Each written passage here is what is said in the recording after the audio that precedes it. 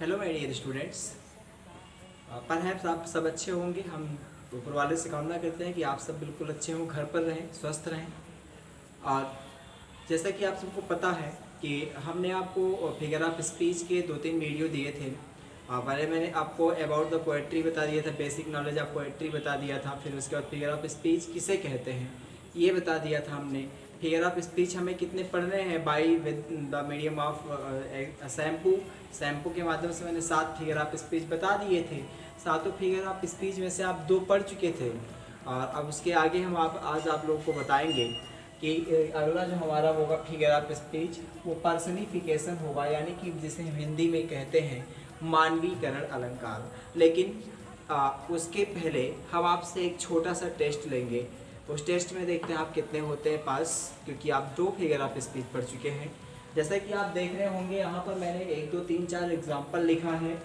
आप पहला है whose armor is his honest thought।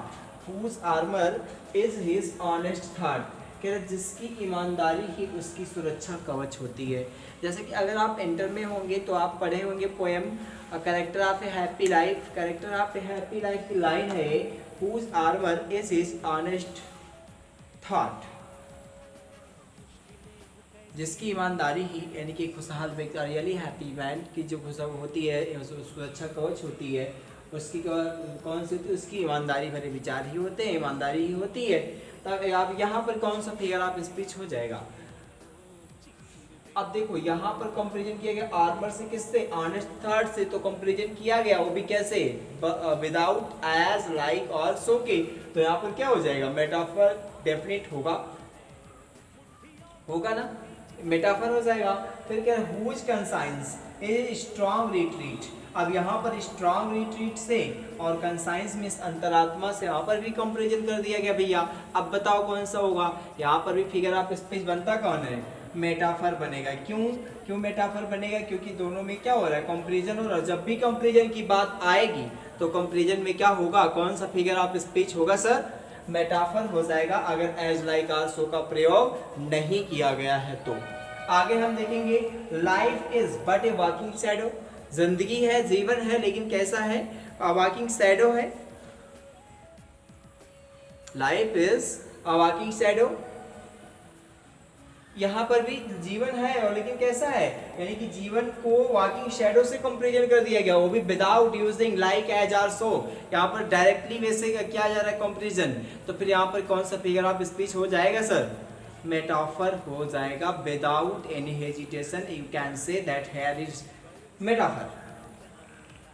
इसके बाद फिर क्या? Revenge is a kind of wild justice. देखो रिवेंज का कंपैरिजन कर दिया गया किससे? वाइल्ड जस्टिस से, यानी कि बदला लेना एक कैसा न्याय होता है। ऑफ रिवेंज की लाइन रखी गई है यहाँ पर। और revenge is a kind of wild justice. बदला लेना, प्रतिशोध लेना एक जंगली न्याय, असभ्य न्याय होता है। तो यहाँ पर भी कंपैरिजन किया गया है, लेकिन वो भी कैसे? डायरेक्टली वैसे। तो यहाँ पर भी क्या हो जाएगा? मेटाफर हो जाएगा। ठीक है। यहाँ पर अभी जो अभी आपने देखे हैं चारों एग्जांपल्स देखे हैं। कल उस दिन मैंने उस वीडियो में सिर्फ आपको 2 एग्जांपल बताए थे, इसलिए मैंने कहा और भी एग्जांपल देख लेते हैं और आपका टेस्ट भी हो जाएगा इसी में से। ठीक है। और भी एक 2 एग्जांपल देखते हैं। अभी आप क्लास 9th में एक पोएम आई है, नई जुड़ी थी, द 7 एज ऑफ मैन। आदमी की 7 अवस्था, द 7 एज ऑफ मैन। उसी की एक लाइन है, all the world's a stage. All the worlds are stage। All the worlds are stage। पूरी दुनिया एक रंगमंच जैसी है। And all the men and women, and all the men and women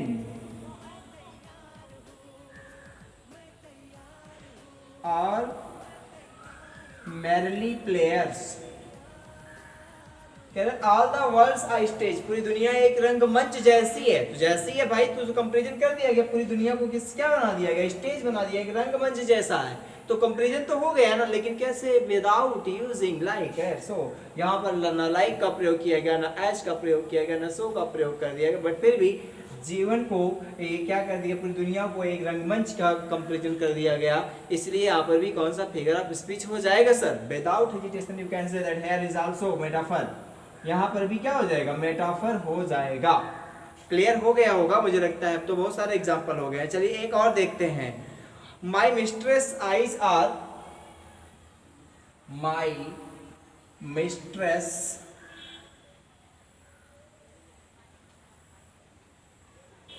eyes are, my mistress eyes are nothing like the sun, nothing like the sun। my mistress eyes यानी कि जो मेरी रहस्यमयी आंखें हैं, मेरी जो आंखें हैं बहुत अच्छी आंखें हैं, कह रहा आर नथिंग लाइक द सन, सूरज की जैसी बिल्कुल कुछ भी नहीं है।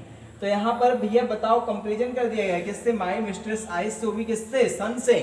तो फिर क्या हो जाएगा यहाँ पर, वो भी किससे कंपैरिजन कर दिया गया, लाइक से कर दिया गया है। लाइक आया है तो दनादन क्या लगाओगे फटाफट, यहाँ पर फिगर ऑफ स्पीच क्या हो जाएगा, SIMILE वाला हो जाएगा, बोलो सिमिली हो जाएगा ना, उपमा अलंकार। क्लियर हो गया होगा, आई होप अच्छे से क्लियर हो गया होगा। चल ठीक है, इसके बाद हम अब चलते हैं अपने पर्सनिफिकेशन वाले फिगर ऑफ स्पीच पे चले आते हैं।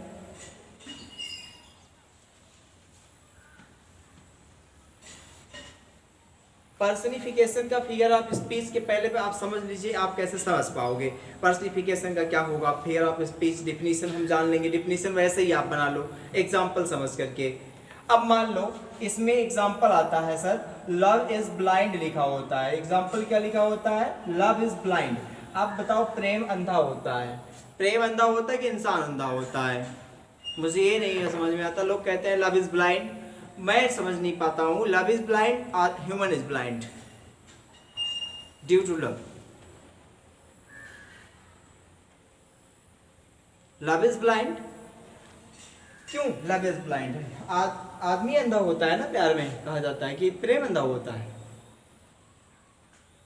आदमी अंधा होता है प्यार में। लेकिन यहाँ पर क्या हो गया है, ह्यूमैनिटी लाया गया है। अगर अंधा कौन होगा, लव के पास आंखें हैं क्या, अंधा हो जाएगा। वो आदमी के ऊपर वहाँ पर पर्सनिफाइड कर दिया गया लव को, और जब लव को पर्सनिफाइड कर दिया जाएगा तो फिगर ऑफ स्पीच कौन सा बन जाएगा, पर्सनिफिकेशन बन जाएगा, मानवीकरण बन जाएगा। और भी मैं आपको बता दूं, आपको जैसे एनेक्सिटी, एनेक्साइटी या एनेक्सिटी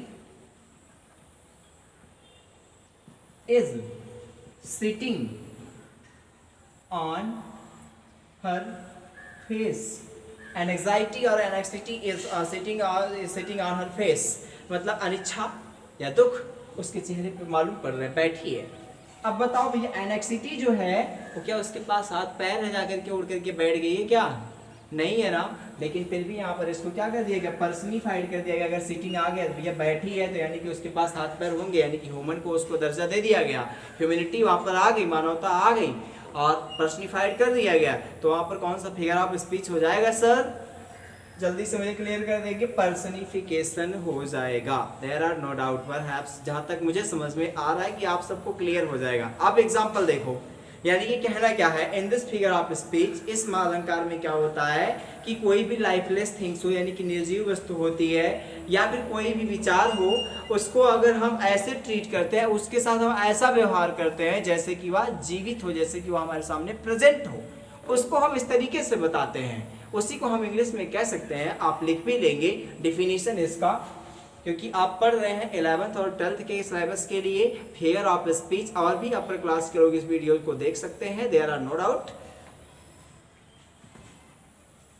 डेफिनेशन देखिएगा क्या होगा, जैसे बिल्कुल सरल लैंग्वेज में, क्योंकि इंटर वालों को लिखना पड़ता है डिफिनेशन, तो मैं सोचा कि बिल्कुल डिफिनेशन जो आपका वो बिल्कुल इजी लैंग्वेज में हो। देखिएगा, in this figure of speech, हमेशा लैंग्वेज वही, इसको जिससे आप रट लो एकदम बिल्कुल आसानी से। In this figure of speech, इस फिगर ऑफ स्पीच में, in this figure of speech, lifeless objects,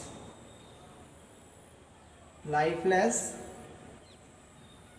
objects, in this figure of speech lifeless objects or ideas are treated, or ideas are treated in this figure of speech, lifeless objects or ideas are treated as if they were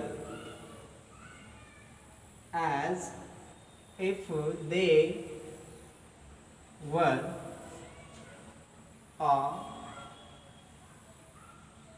living thing.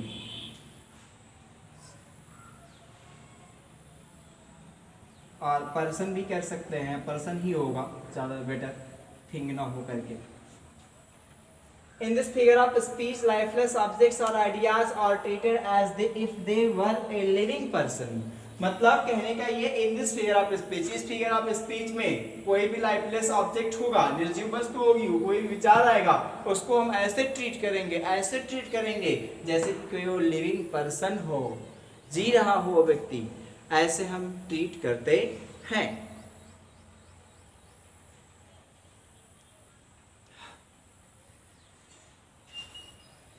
अभी मैंने आपको बताया भी ना,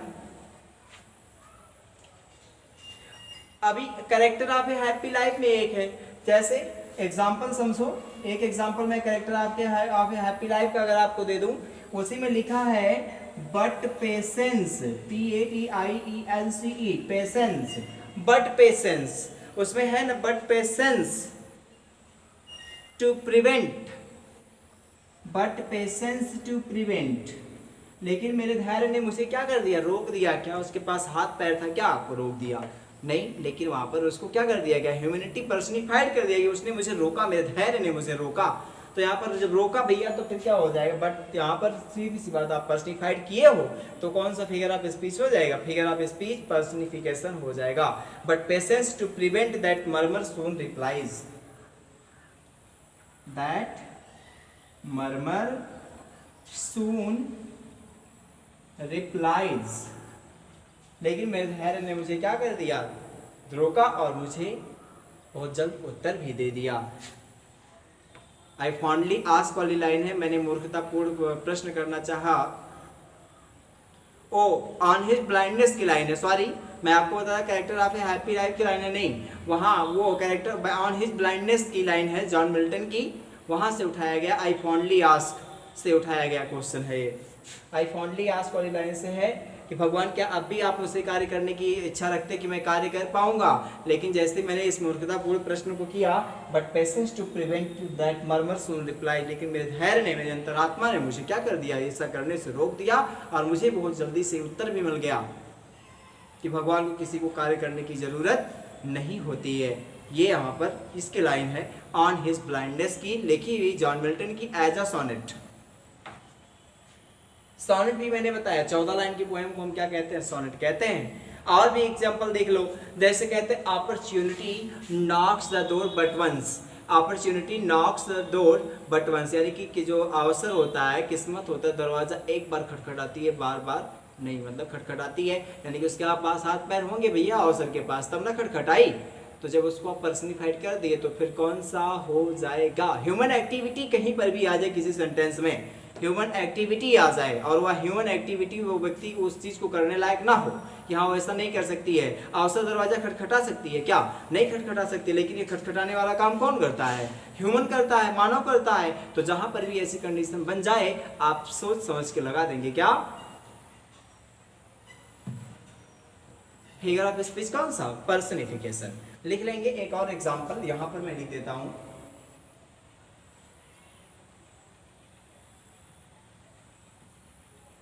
knocks the door but once, मतलब अवसर, किस्मत, दरवाजा खटखटाती है लेकिन एक बार। अभी मैंने आपको एक छोटा सा एग्जांपल दिया था, इसको भी समझ लेते हैं।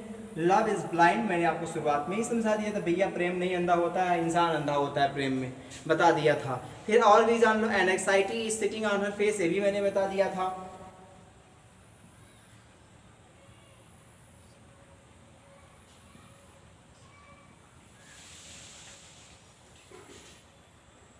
ऑन हर फेस, ये भी मैंने आपको बता ही दिया था, anxiety is sitting on her face. और भी एग्जांपल आप देख सकते हो, कहा जाता है डेथ लेज, मृत्यु पड़ी थी, his icy hands on kings, death lays his icy hands on kings, यानी कि मृत्यु राजा के बर्फीले हाथों पर पड़ी थी। इंसान थी कोई क्या, वो पड़ी हुई थी नहीं थी ना, लेकिन उसको ह्यूमैनिटी बनाया गया, पर्सनिफाइड कर दिया गया, ह्यूमन का दर्जा दिया गया। तो इसलिए यहाँ पर भी क्या हो जाएगा, फिगर ऑफ स्पीच कौन सा हो जाएगा, पर्सनिफिकेशन हो जाएगा। ठीक है, आज के लिए समझ, आई होप आप सबको अच्छे से समझ में आया होगा। घर पर रहें, खूब पढ़ें, मेहनत करें, अच्छे से नंबर को अडॉप्ट करें, अपनी पढ़ाई के साथ कभी चीटिंग ना करें, हम आपसे यही आशा करते हैं। Thank you. आज की क्लास में इतना ही, कल फिर मिलेंगे एक नई वीडियो के साथ। Okay, thanks.